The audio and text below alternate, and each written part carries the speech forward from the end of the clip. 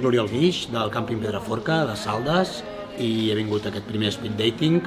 a conèixer la gent que demana feina. Llavors m'ha sorprès molt positivament, no m'ho esperava, perquè a més he vist una continuïtat, vull dir, realment la gent buscava feina d'hostaleria i era gent que havia fet el curs de cambrer de l'agència de desenvolupament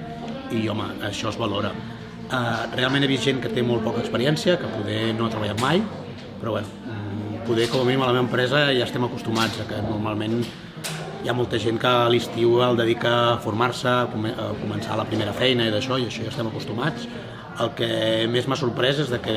ostres, les ganes de treballar moltes vegades, la gent que comença poden estar tímids, poden estar nerviosos, però veus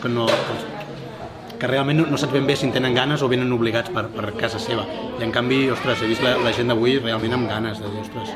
donem una oportunitat i et demostraré que valc, i si no en sé, però m'ho expliqueu i n'aprendré.